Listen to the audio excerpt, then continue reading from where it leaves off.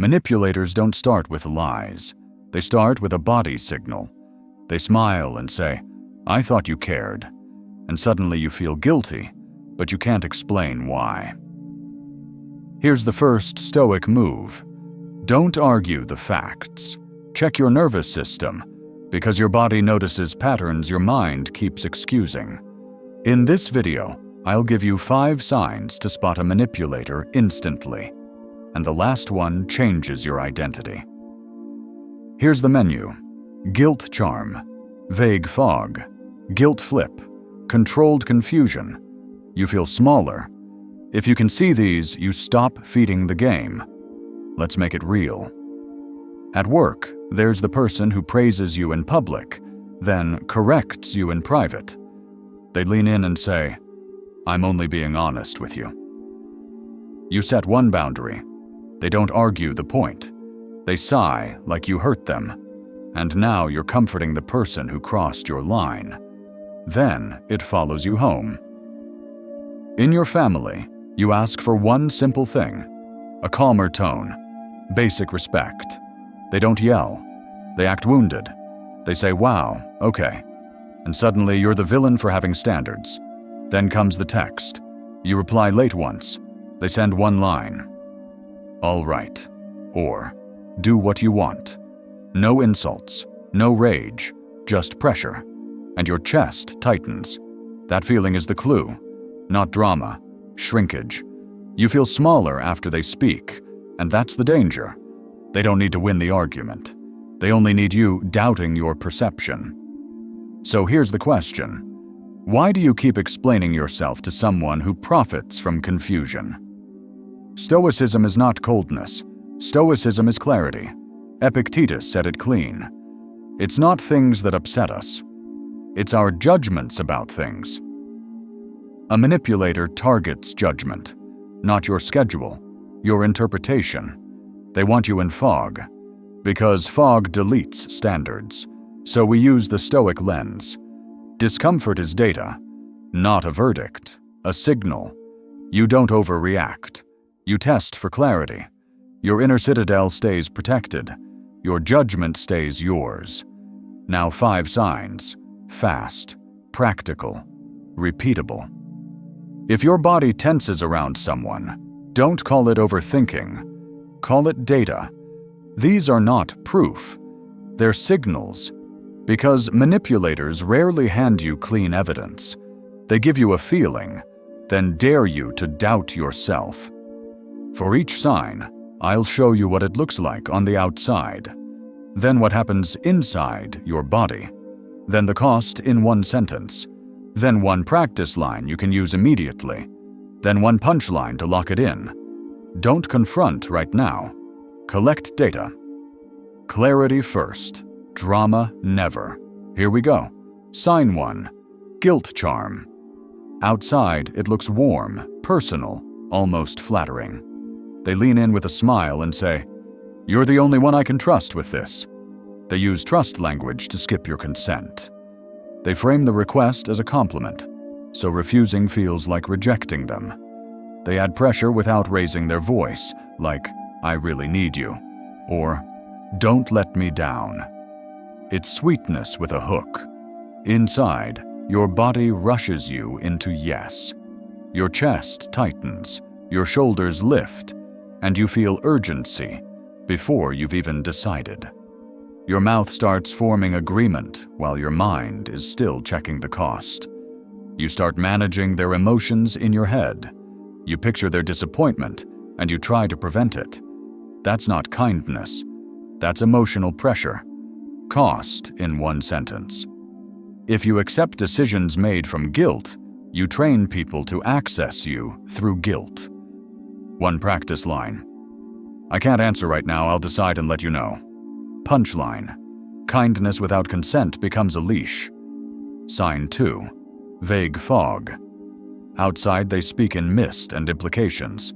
They say, "People are saying things." Then they stop and watch you panic. They imply social proof without names, so you can't verify anything. Or they say, "You know what you did," as if clarity is your job, not theirs. They hint at consequences like, "I'm just trying to protect you," or "You don't want this to get bigger." They never name the issue because fog keeps them in control. Inside, uncertainty hits your nervous system like static. Your stomach drops. Your mind speeds up, scanning the last week for crimes you didn't commit. You feel the itch to fill the silence with explanations, defenses, even confessions. Not because you're guilty, because your body hates unresolved threat. Cost in one sentence. Fog forces you to chase clarity, and chasing makes you lose leverage. One practice line. What exactly do you mean, specifically? Punchline. Fog is a strategy, not a personality trait. Sign 3. The guilt flip. Outside, you state one clean standard. "Please don't speak to me like that." And they instantly flip the frame. "Wow, so I'm the bad guy now?" Or, "I guess I can't say anything around you." They turn your boundary into an attack on them. Now you're not discussing their behavior. You're defending your character. They push you into caretaking their feelings. Inside, guilt spikes like heat. Your throat tightens. You feel the urge to soften your boundary, reassure them, and fix the mood fast. You start editing yourself in real time because you fear being seen as harsh. That fear is the lever. They pull it every time you enforce a standard. Cost in one sentence. When you explain your boundary, you teach them it's negotiable. One practice line. "I'm not debating this. This is my standard." Punchline. If your standard becomes a crime, the space isn't safe. Sign 4. Controlled confusion. Outside, the rules move after you play the game. A manager says, "Just do it like this." You deliver exactly that.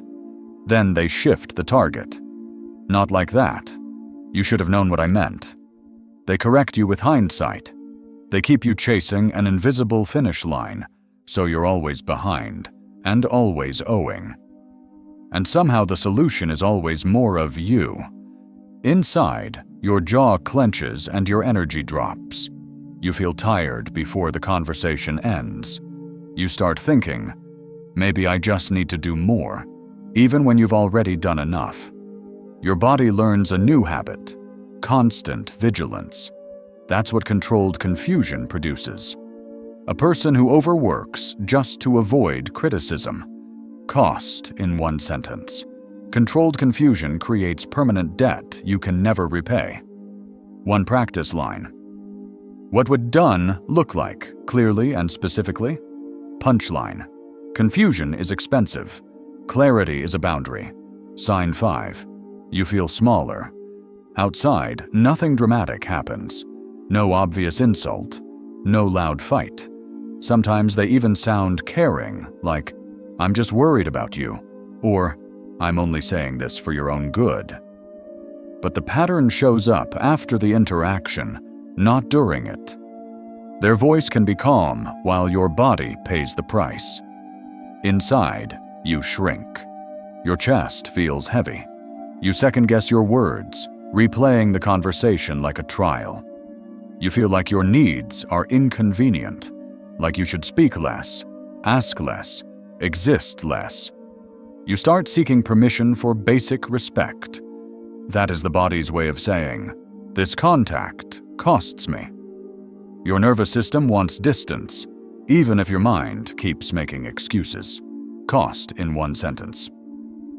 If someone consistently shrinks you, staying close becomes self-abandonment. One practice line.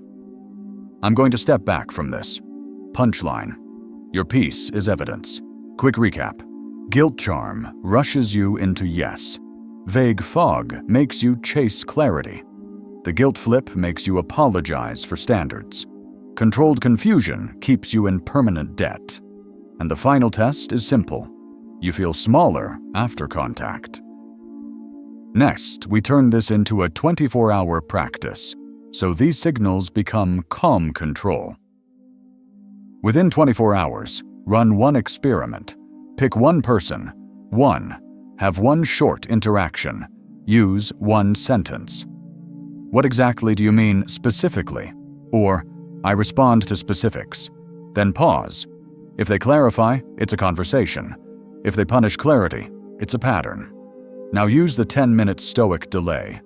When guilt hits your phone, wait 10 minutes, not to punish, to return to your inner citadel. 3 steps. Breathe slow. Name the feeling. Choose the standard. Then reply with one clean line.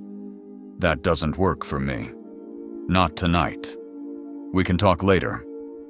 The full 7-day version is in the pinned comment.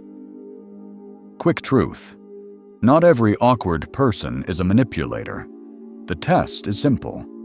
Can they handle clarity? Can they handle no? Healthy people can. Manipulators punish it. Here's the shift. You stop chasing relief. You protect your judgment. You stop explaining your heart to someone committed to fog. Discomfort is data. Clarity is power. So when they say, I thought you cared, you don't prove your goodness. You don't argue the facts.